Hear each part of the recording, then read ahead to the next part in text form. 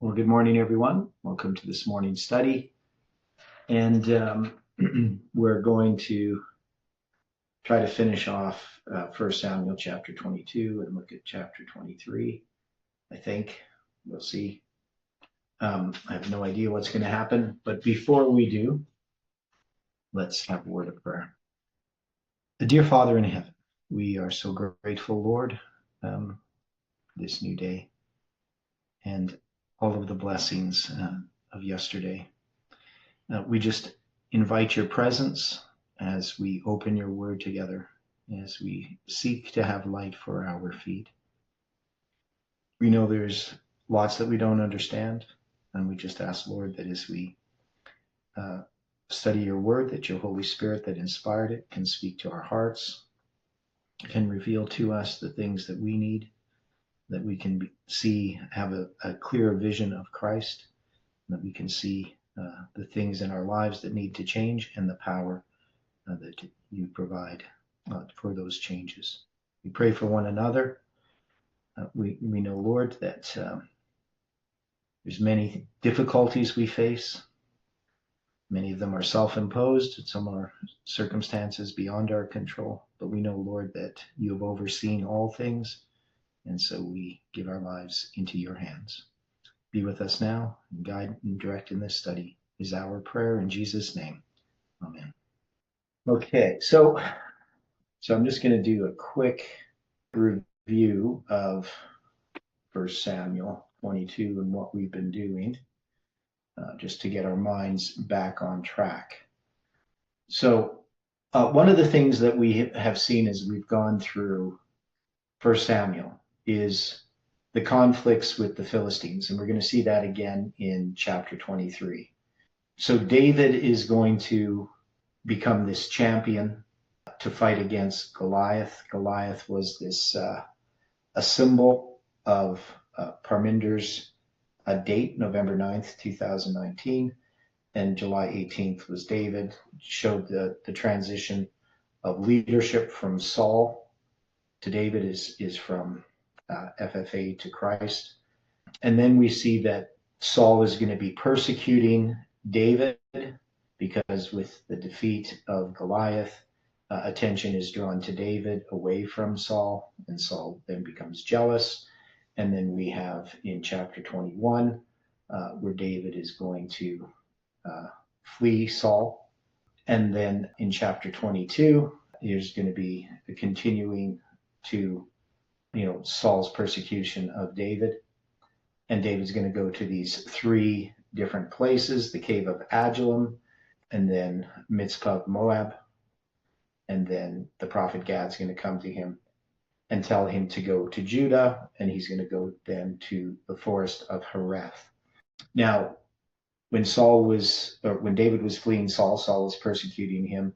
David had gone in chapter 21, he had gone to Ahimelech, who was the high priest, and got bread from the table of showbread, because that's all that Ahimelech had to give him.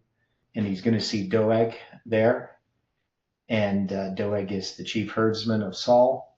So David gets a sword from that is Goliath's sword.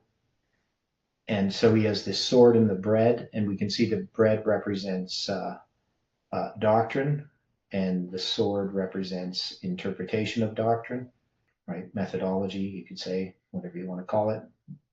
But David, in this situation here, when he has gone to this forest of Hereth, Saul is going to hear where David was. That is, David is going to be discovered. So when we saw that David was discovered, do you guys remember what we did with that? David was discovered. What did we understand about that? So we used some symbols, the Hebrew numbers, and we added David 1732 to discovered, which is H3045. And we got a number that was 4777. So what did that number tell us, especially since it's in chapter 22, verse 6? So what did the 4777 give us? Anybody remember what that meant in chapter 22, verse 6? David was discovered. How did that symbol apply? Okay, so there was a number of things. So the 4777, right? That is, we have a 777 mirror, right? And I don't know how I didn't draw it out actually. I don't think I redid the mirror yet. But remember, we have that prophetic mirror of the 777 chiasm. So and the starting date, I guess I do kind of have it here. So since we looked at 622, that is the 22nd chapter, the 6th verse, refers to June 22nd.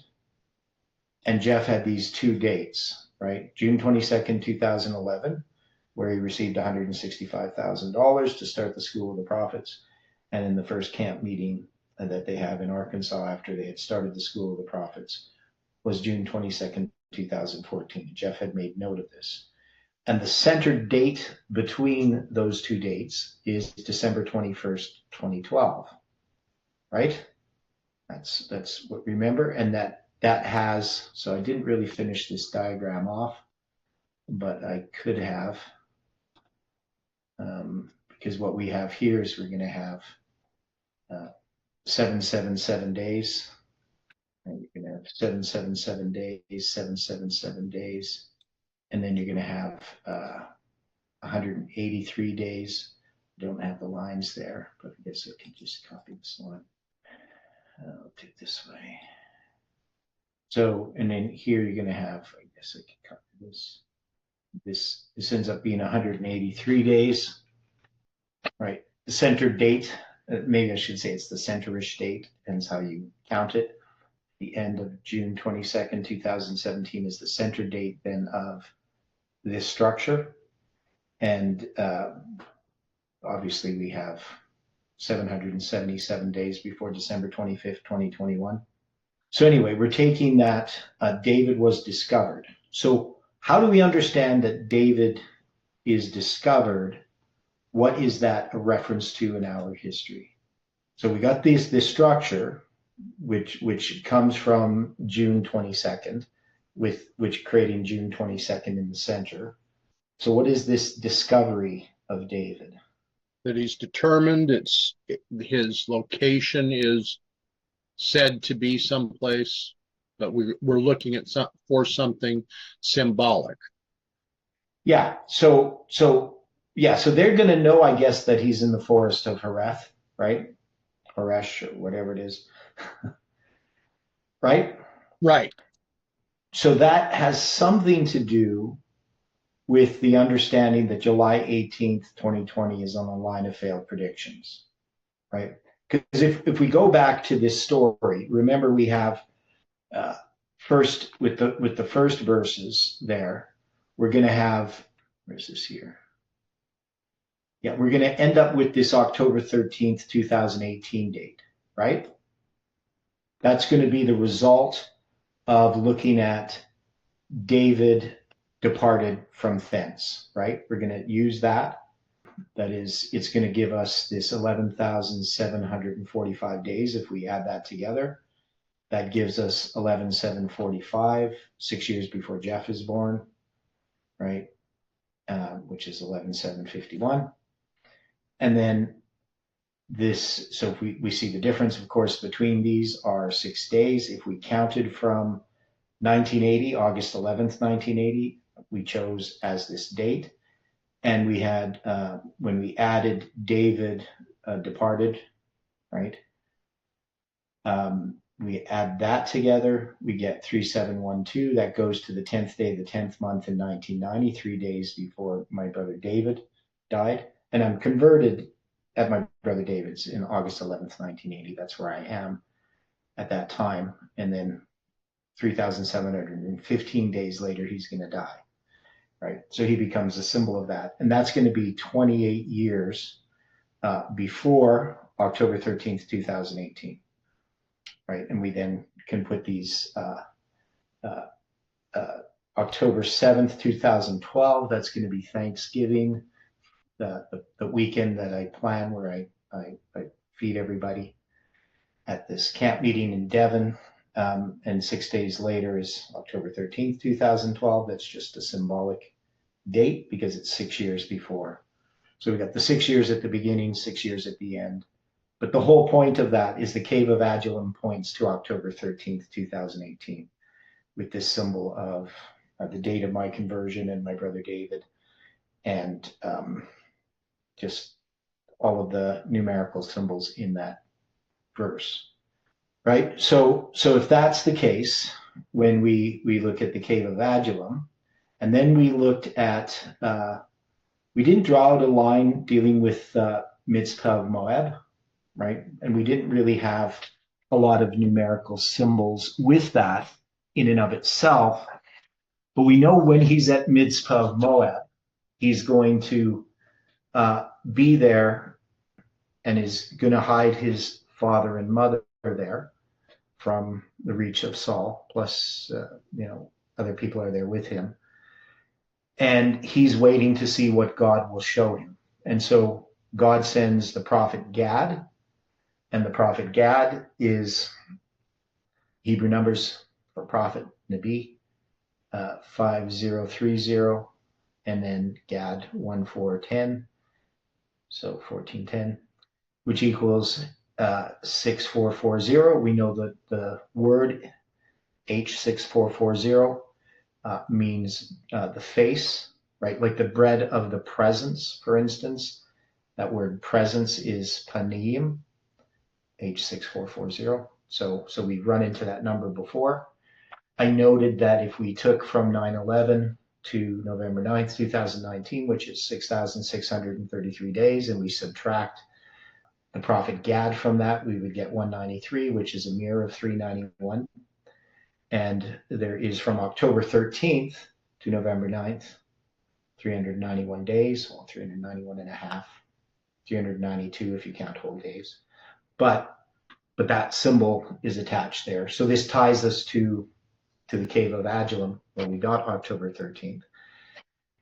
And then we noticed that if we took abide not in the hold, which is what the prophet Gad tells him, abide not in the hold, and you need to go to Judah, the Hebrew numbers there added to 11921, which is 964 days more than the 30 years from November 9th, 89 to November 9th, 19.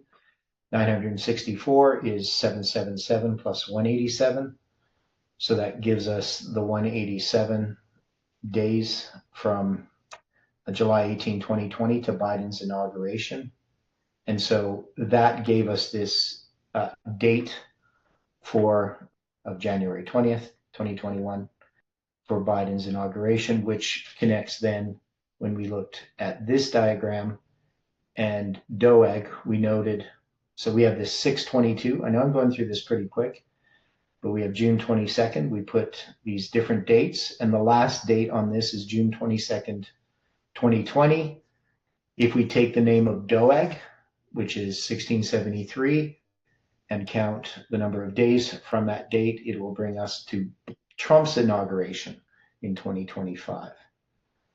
And it's interesting too that 6/22/20 is 226 days from November 9th, 2019. So it gives us that chapter 22, verse 6, or June 22nd date. So we have these different dates. We can say that we have the date October 13th, a symbolic date dealing with time setting. Obviously, November 9th is connected to that, and July 18th, 2020. We have the date of Biden's inauguration and Trump's inauguration created by this, plus the Mayan date also as part of this structure, and then the June 22nd date. So we started looking at further dealing with this one here addresses the fact when we count from 9/11, which we did with Comey's mean, the 8647. And then I noticed that the last Hebrew number is in Strong's dictionary is 8674. which means gift, Tatnai, but it's just used reference to a province, and it's of course of Persian origin. And that date that's produced is June 11th, 2025. Whether that has any significance, it's a date that's passed. But we note that if we count from the Mayan date to that date, it's 4,555 days, and that is 5 times 9/11. So the number of the wise and foolish virgins, and then of course 9/11 symbolizes something, right? So we got all of these different dates, and then we're trying to figure out what this means. Now, the one other thing, just to point back to the 777, so the 4777, right? So when we go back to, I skipped it. There it is. Okay. So we got this number. Now, if I count from September 11th, 2001, 4,777 days, I come to October 10th, 2014. Now, again, October 10th is the symbol of the 10th day of the 10th month, and it was produced with that number of David departed, right? So it gave us October 10th, 1990 when I counted it from my conversion. So October 10th, what else is there about October 10th? I mean, it's the 10th day of the 10th month, but it's also related to the gates, right? Do you understand? To a chiasm. You might want to explain that again. Yeah, I'm trying to figure out how to explain it. So, well, I guess the first thing that we would do when we looked at this chart, remember, from November 9th, 1989 to September 11th, 2001, those are those turning points. Those are the hinges of a gate, right? Right. Correct. So the center date is the end of October 10th and the beginning of October 11th, right? So if we count those 4,324 days and you cut that in half, that would be, what is that? What's half of 43? That's 22,500, so 2,512, right? Is that right? Did I do that right? No, I did that wrong. Yeah, 2,162. That's what I did wrong. Okay, so 2,162 on either side. Now, 2162 is an interesting number. I'm going to put that in this chart, just because it'll be easier if you see the number itself. Okay, so we know 216 is 6 times 6 times 6, right? Yes. Okay. What else is 216? It's this would be more obvious, but Has to do with Samuel Holmes-Luther. okay. So you're saying February 16th, his first letter when he wrote it, right? That's what you're saying? Published on the 22nd. Yeah. Now we also know, and we also know though that there's 126 days from Samuel Snow's first letter to his. There's a chiasm there. There's 63 days. I'm just trying to remember how we did that. I should show it to you, but I'll go there quickly. No, slowly, I guess. So you've got Samuel Snow's letters there. You have that normal chiasm. So there's the 2 months, 16 days. May 2nd becomes the center of that, right? But we also have a chiasm where April 19th is the center. And that it makes June 22nd, 126 days from, so I want to show you the chart of it. There are all these different charts of the bigger picture. Right. Here it is. So if we go from, this is not a great picture, but if you go from February 16th, April 19th is the center, and then there's 63 days again to June 22nd. So remembering that June 22nd is connected to February 16th, we can see how these are like wheels within wheels. These are all interlocked. I wonder if there's a better picture of that. Yeah, here's the one I was thinking of. And we could see how that ended up paralleling the periods of time in 2018, 126 days that Daniel from Brazil had counted, which has August 11th as the center. And and remember, August 11th is a symbolic date as the center, but also on that date, on August 11th, that's going to be when Jeff invites Heidi and I to go to the School of the Prophets that year, where I'm going to then be on August 13th, or October 13th, pardon me, counting the 391 and a half days. So it's kind of interesting. It was 63 days from when I was invited to when I do that math, right? Now, all of that was to answer a question regarding the center of the chiasm, right? So October 10th is the center of this chiasm, right? We can see how all of these dates are interlocked with each other. So if we count from September 11th, we count 4,777 days. We have symbolized that prophetic mirror, but we also have October 10th. Now it's going to be 2014. I don't know anything in 2014 on October 10th. It's going to be like a week before we go to the camp meeting in School of the Prophets in 2014, I believe, because I'm going to be there, I think. Yeah, it's like a week before. So what do we do with all these numbers? So we have all of these different, so it's going to be, because it's going to be like the Friday before we go. So nothing happens on October 10th. It's just a symbolic date in 2014. But it does tie us to, to all of these other structures, right? So each of these stories in chapter 22 are all tied together, I guess is the main point that we could see from these numbers. Now, and how we pick these different numbers to add together, somebody watching this could say, well, it's sort of arbitrary. There's lots of numbers. Not all of your numbers match up with anything. But we can see that these are either people's names or names of towns, or primary actions or symbols within a verse, right? And so we're not just taking arbitrarily, one number from here and one number from there and adding them together. They're either important phrases or names that we add together to get these various numbers.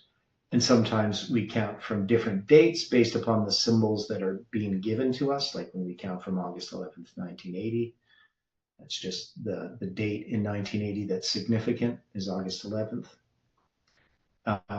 So we can count those days and arrive at these other symbolic dates.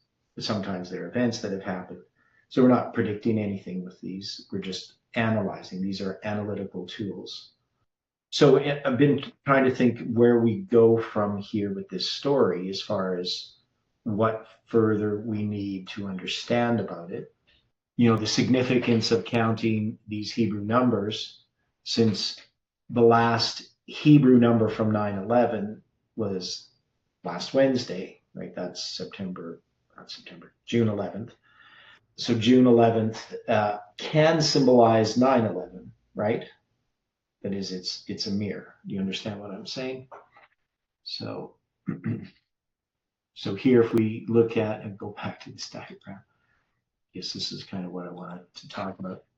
So here we have this 8674. So that's the last Hebrew number in Strong's dictionary. We counted from 9/11 as we've been counting things.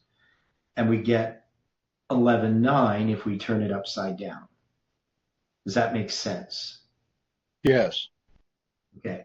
And then we can go back from this date. So you can kind of think we're going in a circle, right? We could count from here, go in the circle here, we get it upside down.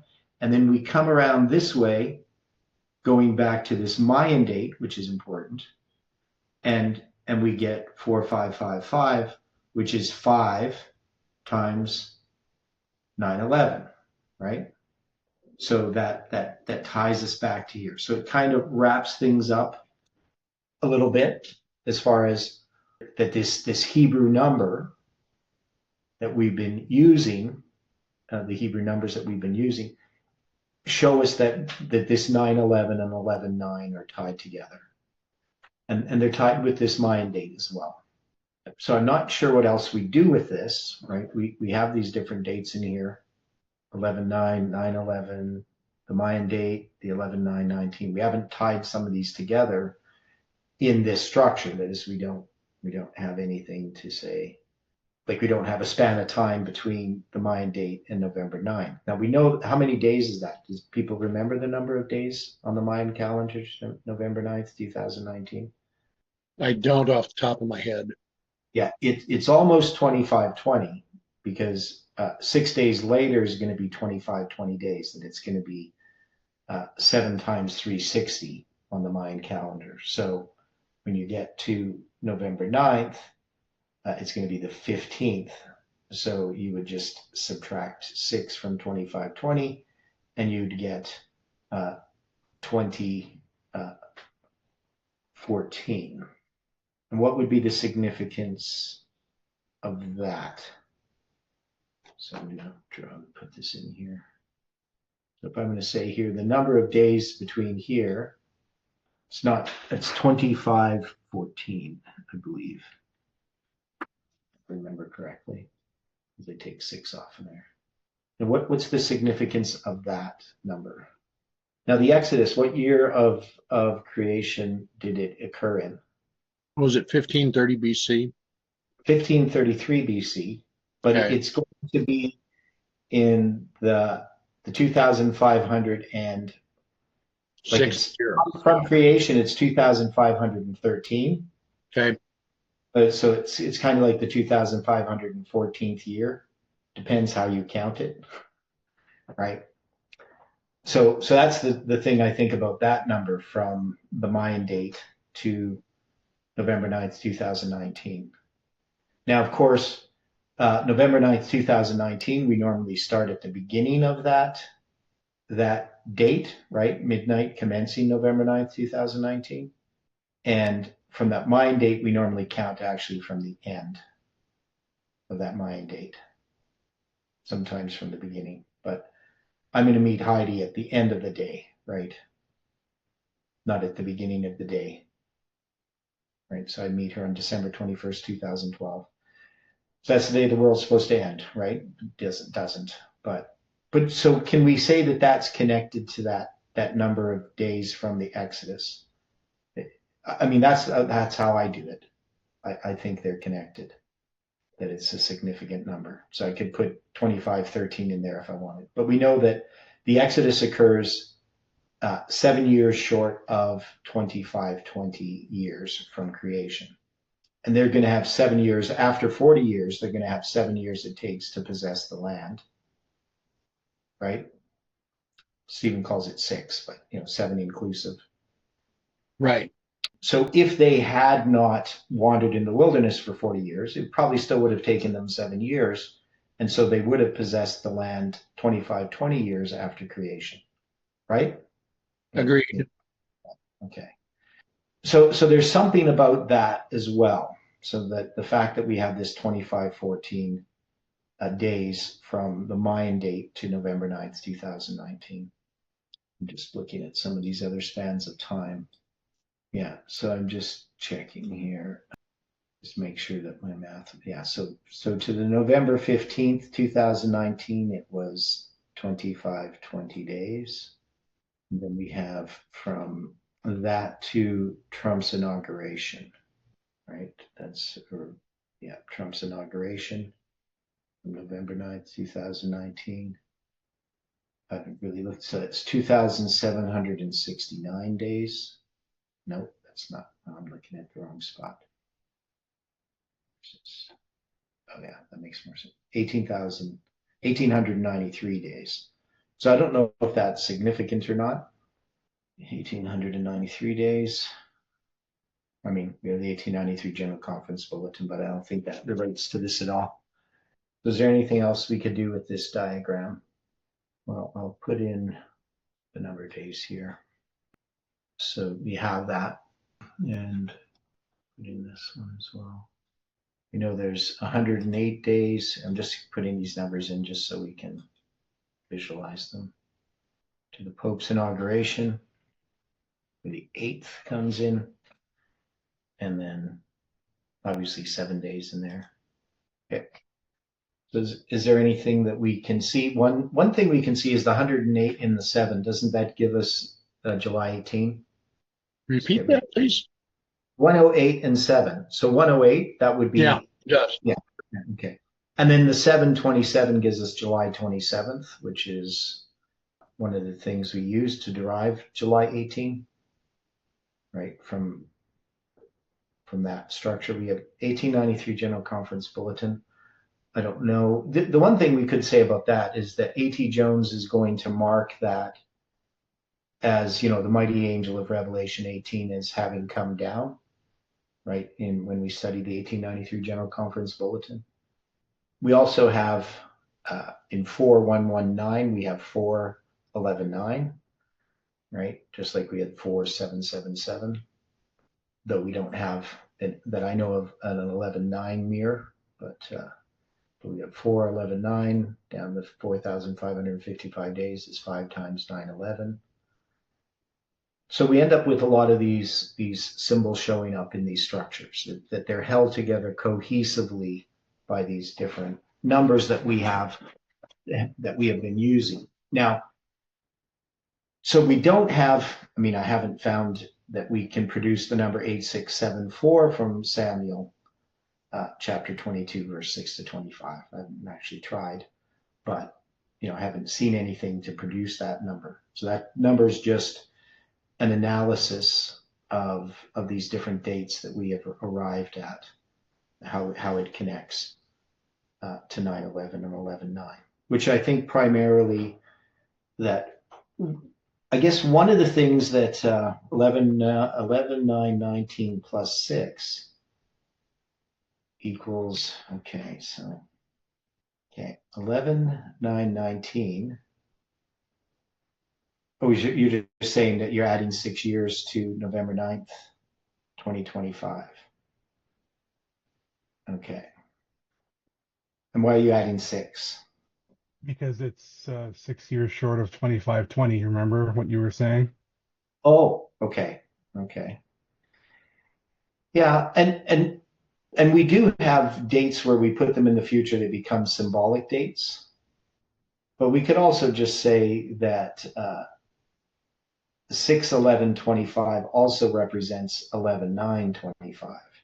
We would just flip over the 11 and the 6, right? Flip them over, you get 11/9/25. And then we would have to look at November 9th, 2025 and see how it fits in numerically to all of these different dates.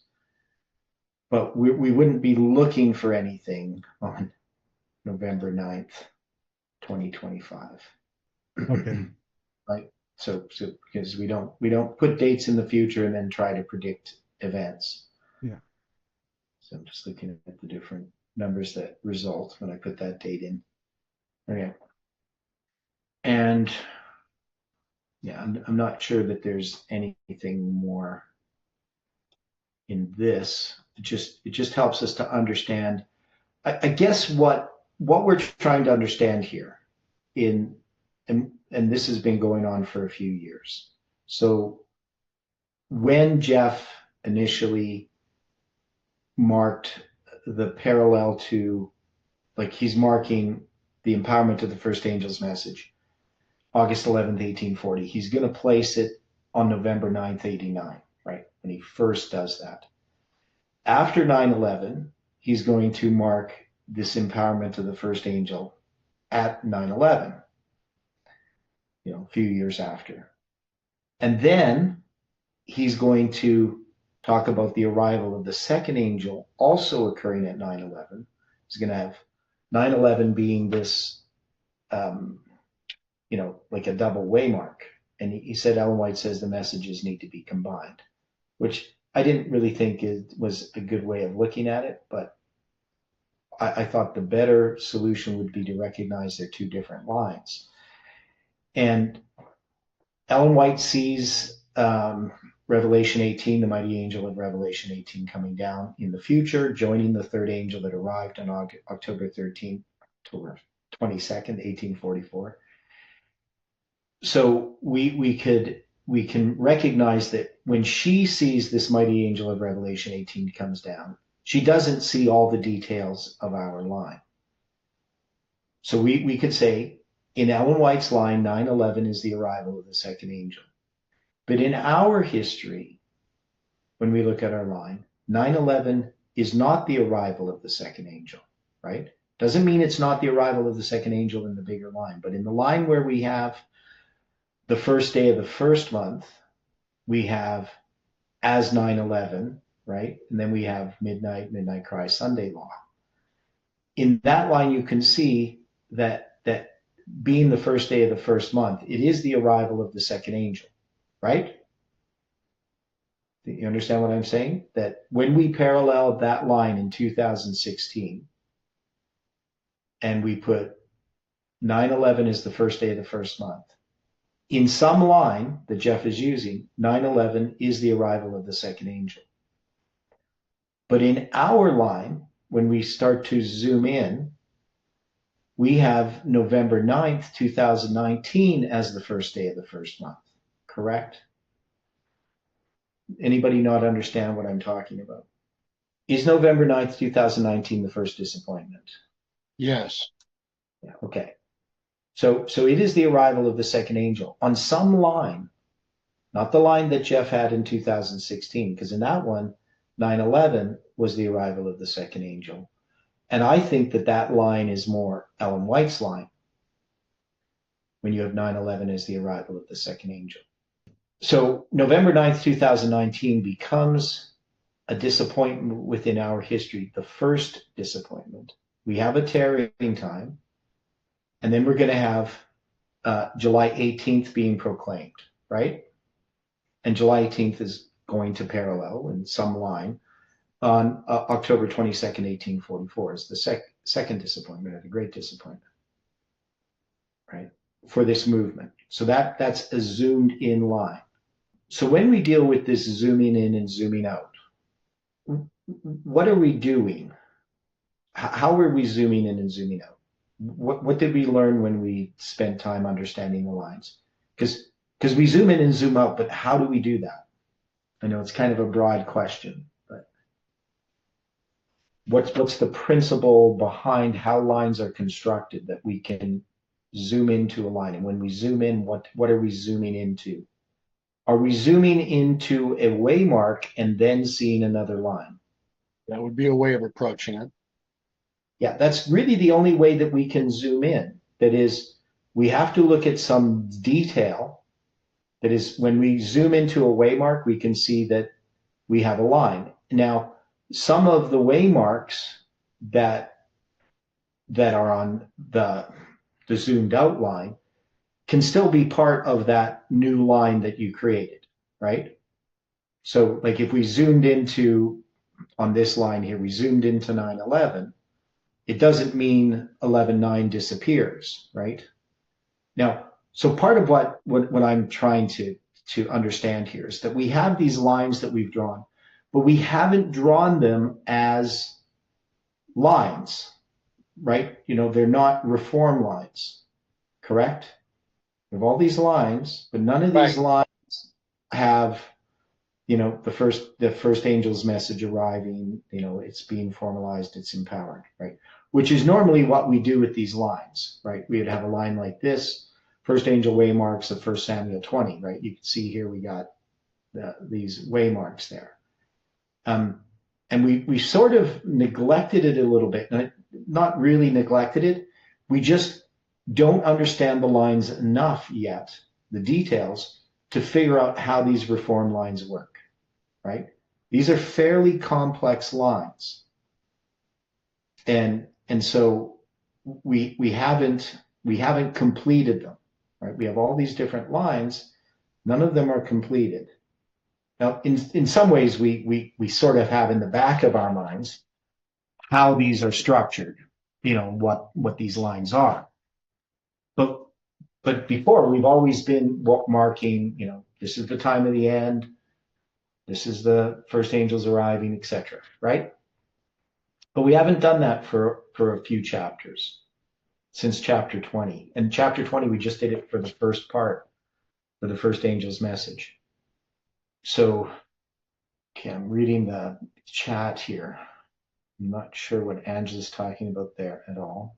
So, and then Ryan's saying, so our message hasn't been formalized. Okay, I would say that our message hasn't been formalized if you're talking about that worldwide message, the one that's going to be accomplishing a work, because this is a real problem that we have, right? So we're a bunch of nobodies.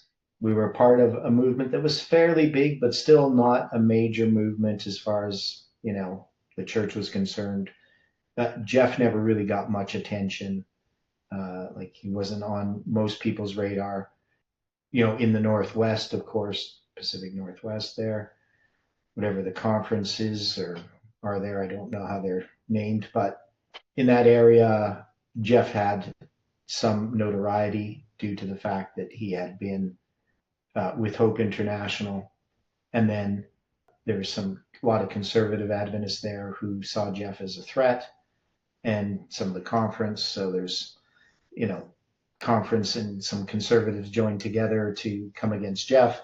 But basically, Adventists don't know who Jeff Pippinger is. Like, I'm sure not 1 in 10,000 Adventists would know who Jeff Pippinger is, right?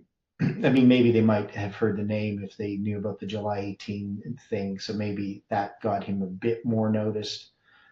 But he's not an important person, and we're definitely not important, right? Like nobody knows who we are. Nobody cares. There's just thousands and thousands of Bible study groups, like ours. So,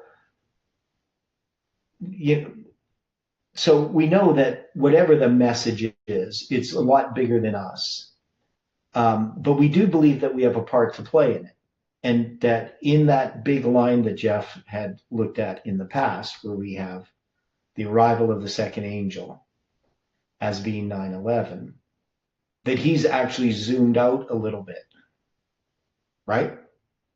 That is, he's looking at 9/11 as the start of the Sunday law, what Ellen White talks about when the mighty angel of Revelation 18 comes down. So it joins with the third angel, and it's going to swell into a loud cry. But if we talk about a line where we have 9/11 as the empowerment of the first angel, 9/11 can't also be the arrival of the second. Does that make sense to people? That idea that Jeff had, that same waymark has two different functions in the same reform line, doesn't make sense. Right. Right. So then we have to say, well, when is this arrival of the second angel? And, in some other line, right? So obviously we start to zoom in. So Jeff had this really strange, peculiar way of doing things. And I've spent a lot of time thinking about how he developed the lines. And we did go through that. Because, we always had just 3 waymarks, so initially he had 1989, that's the arrival of the first angel. Then he would have the Sunday law is going to be the arrival of the second angel. And then we'd have the close of probation. That would be Millerite history, right? Simple, very, very simple at first. And then after 9/11, it became a bit more complex because he still had the Sunday laws, but he's going to start moving where he has 1989, 9/11, the Sunday law, right? So before he had the close of probation, as the third waymark, right? So now the Sunday law is going to become the third waymark. Does that make sense to people?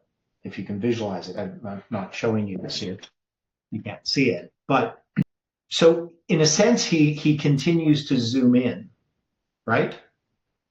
But when he picked 9/11 as the arrival of the second angel, not just the empowerment of the first, he started to look at really just the second angel's message, right? So when we had in 2016, we now have this line where we have 9/11. Well, let's say 2015. We had 9/11, midnight, and the Sunday law, right? That was a line. 3 waymarks. First, second, and third waymark.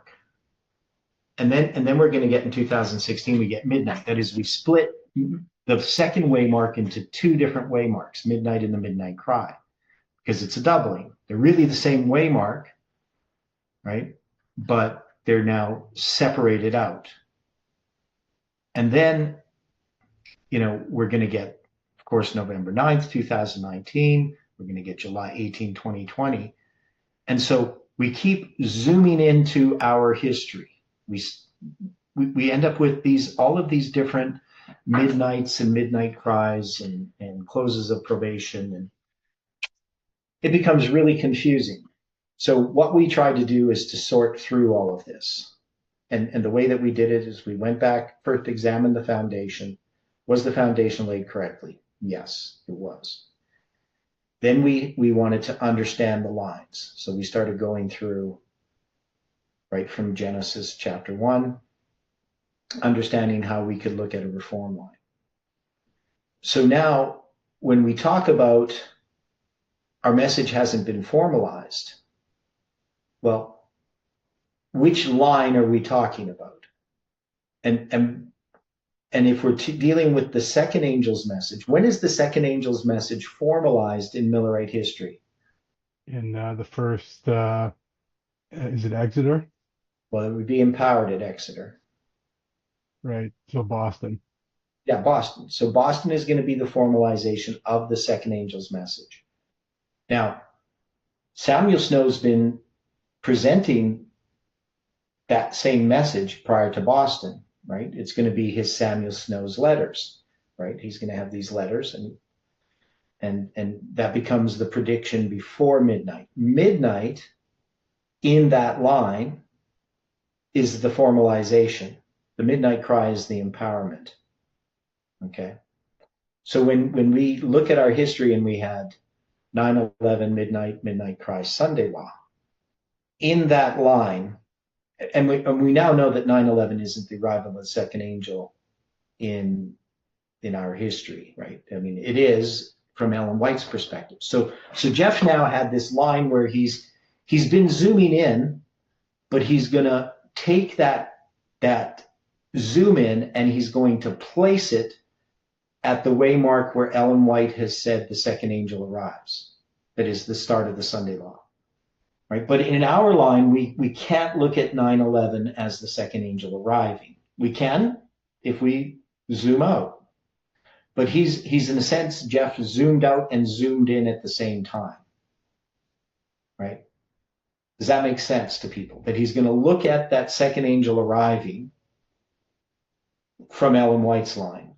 And then he's going to have this line, which is just a zoom into that waymark. But he's going to start that waymark at 9/11. But when you zoom into a waymark, where do you start? At the beginning. At the beginning. So you have a reform line that needs to be created. You wouldn't just start, when you zoom into 9/11, you're not going to put the second angel's message, which arrives at 9/11.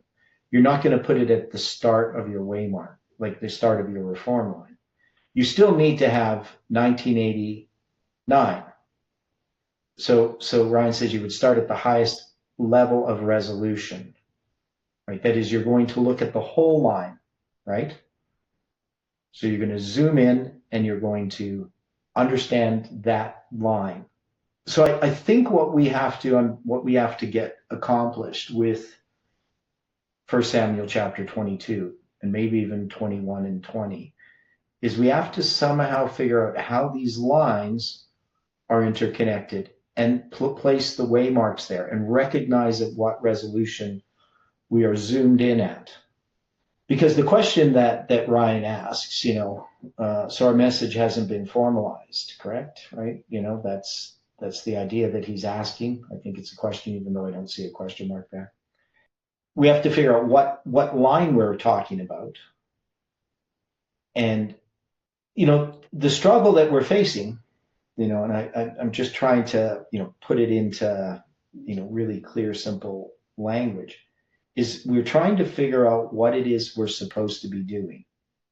Like, what is our responsibility? What is God asking us to do? Now, we know that God's asking us to study, right? So that's what we're doing. We're studying. But we know that we need to be looking for, we're waiting to see what God has for us, right? What God will do for us. Is that correct? That should be correct. Yeah. Are we David in the hold right now? Interesting way of looking at it. Yes. Right. And so the prophet Gad needs to come to us and telling us, abide not in the hold, depart, get thee to the land of Judah.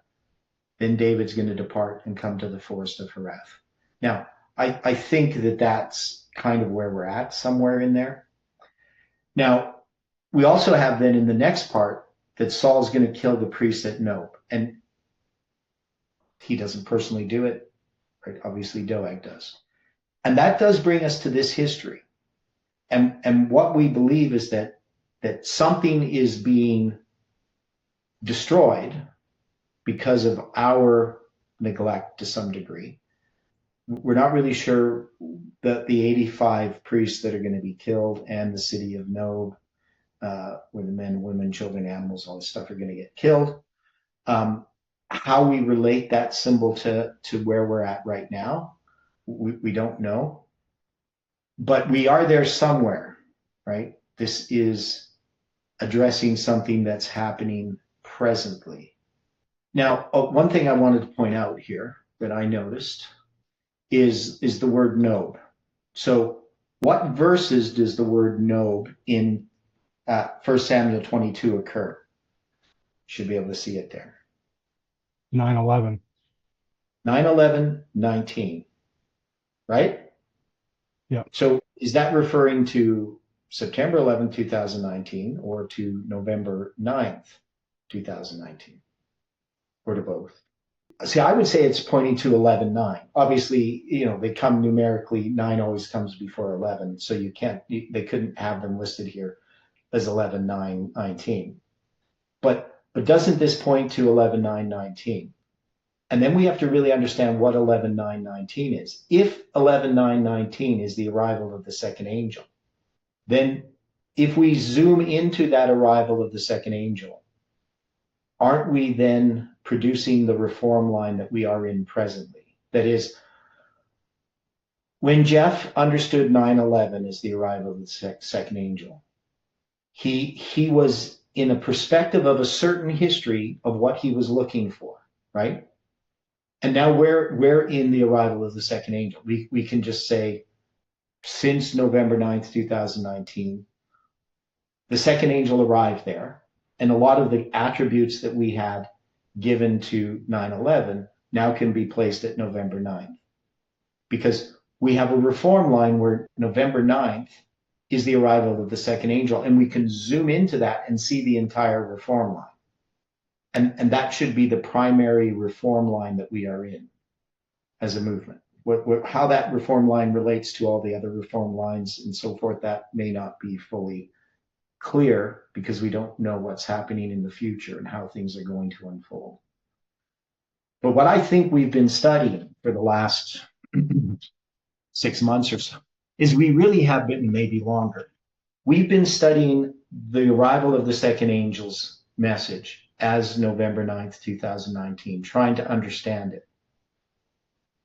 And in that context, we don't have that message formalized yet, right? Looks that way.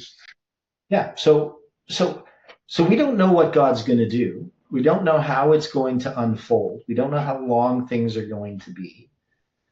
We just know that the second angel has arrived, and there, with every arrival of an angel, there's an increase of light. And there are lots of reform lines that we have gone through, but we're trying to now zoom out a little bit to find the correct level of resolution for the time that we live in. So Jeff didn't really have the correct resolution, right? Because he was zooming in and then trying to take everything that he had done to zoom in. Because when he is expecting Trump to bring in the Sunday law, right? He has a line that's zoomed in, which is a typical line. And he's trying to say, well, the mighty angel of Revelation 18 arrived at 9/11. And yet that is a zoomed out line to place all of that at 9/11. Does that make sense? Like, so he was expecting things to happen more quickly because he believed he was further along the line than we were. So we need to understand what resolution our line is at. And so what we have been doing, what I understand, is that we have this bigger line. When does our line begin? The reform line that we are in, this generation. It begins November 9th, 1989, correct? That's the Yeah. first angel arriving, right? Right. And the first message is going to be formalized in 1996 with the publication of the Time of the End magazine. And then it's going to be empowered at 9/11. But we can't say in that line that 9/11 is the arrival of the second angel, right? It can only be the arrival of the first angel. It can't be two waymarks.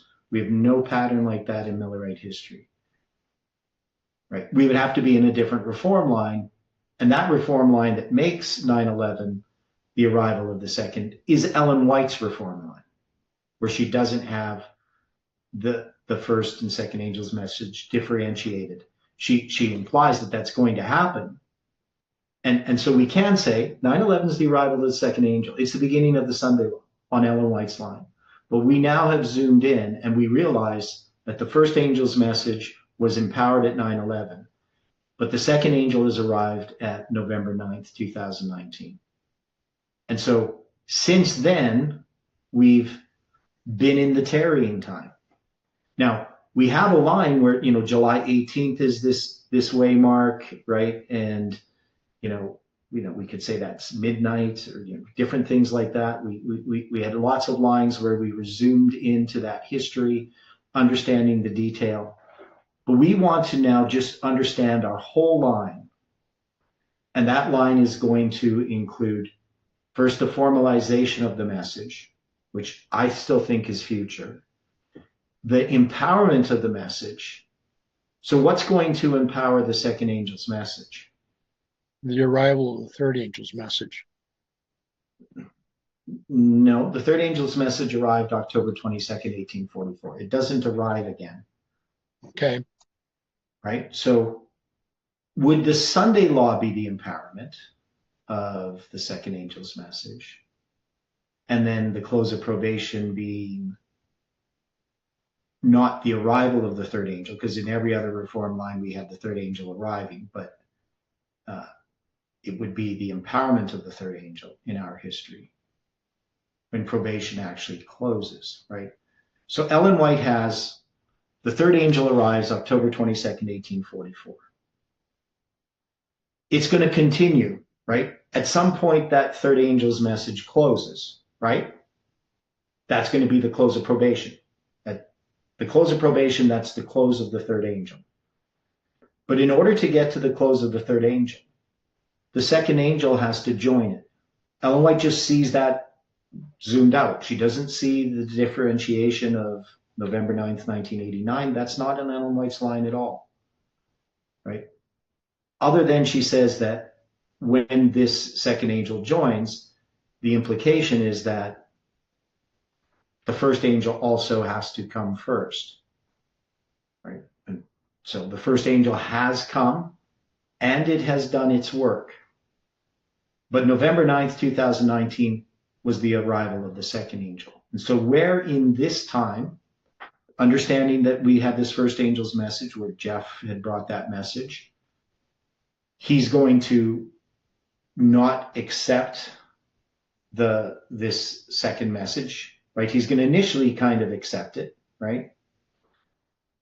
But doesn't fully understand it. And so we're now in this time of the second angel, right? Since November 9th, 2019. And so we would be looking for a formalization of the message, which we call midnight, right? But we always had like midnight cries, Sunday law. And Sunday law is the close of probation. But can we see that the close of probation being the Sunday law is a zoomed in line? Because the close of probation is not is the close of probation on the line that we're trying to understand, I believe, is the close of probation, right? There is a close of probation for Adventists. And so Jeff, in some ways, he has been, again, zooming in while zooming out. He hasn't consistently moved through these waymarks and understands when he's looking at a waymark what resolution he's at. Is this making sense to people of what it is we have to try to sort out? It's laid a lot of pieces out that we need to really, I think, consider that we haven't really been thinking about before. Yeah, well, part of it's, well, probably all of it's my fault. But, I get really bogged down with all these numerical details. But we need to do it. That is, we need to examine all of the pieces of the puzzle, right, to figure out what is it that we're looking at. And then step back and say, okay, now we kind of see how these are fitting together and recognizing what it is that we have to do, right? So all of this nitpicky detail work was important because it's produced some lines, but we don't know how they fit together. And what we're asking for in the studying that we're doing is we're asking for light for our feet. Is we need to know where that path is that leads to the celestial city. Now we know that God is giving us a work to do. We know that God also has all kinds of other people all over the world doing things. So, how that all fits together, that's through God's Holy Spirit working. And I believe that there's a lot more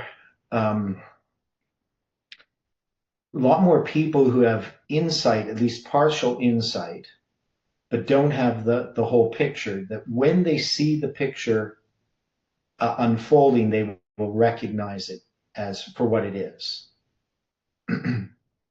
That is, they see something's happening, but they don't have enough information to have it all fit. So, yeah, it was kind of interesting yesterday because some of those charts that Kelly had printed out, Hal and Erica had, with the 1843 and 1850 charts. And I noticed, Peter Lamb looking at them. And then, having the conversation with him about the eighth is of the seven and him just totally understanding it and getting it. So he's an old friend of mine. So, I think that there is a lot of people in this world. They've heard a lot of voices. And the thing that, we think about, okay, there's all of these different theories, but people are searching for truth. And Satan has truth mixed with error. But when they actually hear the unadulterated truth, when they hear things put in their right context, those that are searching for truth will recognize it, correct? Yes. So I really do think that somehow all the stuff that we've done, even though, we could say it's a little bit self-indulgent, a little bit pretentious, what do we have to do with anything? Why are we studying all these things? Comey's meme sort of woke me up a bit, because to see something so obviously objectively true that what we're doing is on the right track, and that it has much larger implications than just our personal lives. It is, it is something that we are working towards something. We just don't see exactly what it is. But I do believe that we have a part to play in that formalization of that message. So we're before Boston, definitely. I don't know. Maybe we'll one day have to ride up really quickly on a horse, because we know it's at Boston where he rode up on the horse, not Exeter. And he's going to leave his home. At that time, he's going to leave his home, go on this horse ride. I can't remember how far it is. It's pretty far. So it would have taken him all morning to get to Boston for the Sunday service to do his short presentation. And so whatever those symbols mean, they mean something as far as I'm concerned in regard to what we're doing. And that's what we're going to have to figure out. Any comments about any of that? Just a lot of consideration. Yeah. And so, and if we have Nob being, 9/11/19, can we say that there was something to do with Doeg?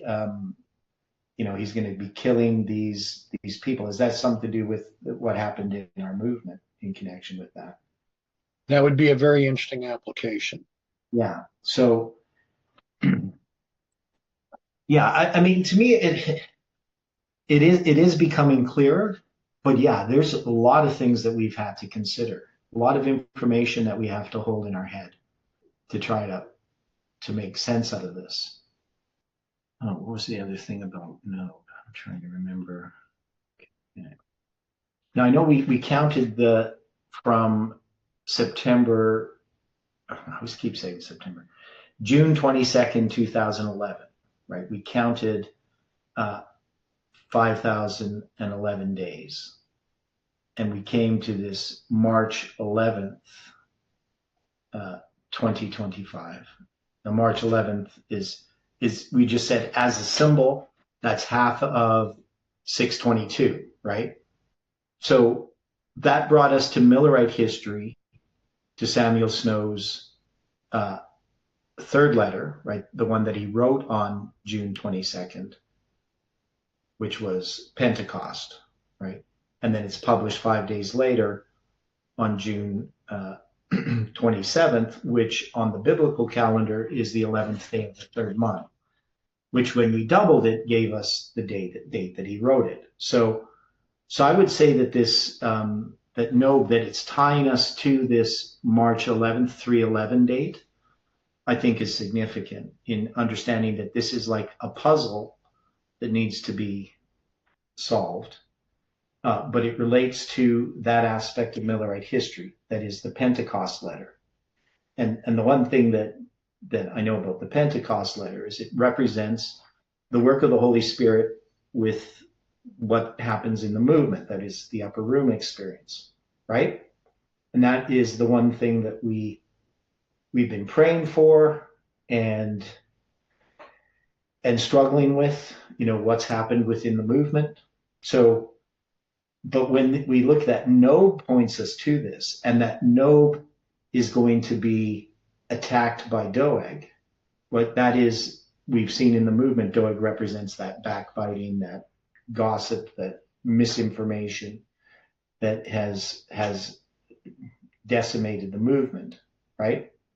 That Nob represents this Pentecost, but also the arrival of the second angel's message. So there's something there. People kind of, even though I didn't express myself well, we kind of get where we're going.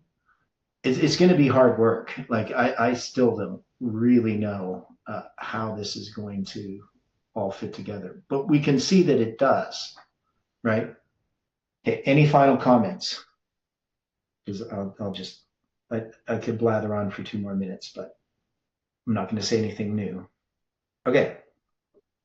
Well, let's close with prayer. Dear Father in heaven, we are so grateful for what you've shown us here this morning. We ask that we can continue to listen to your voice and that you can teach us I pray for each person. May your angels watch over everyone.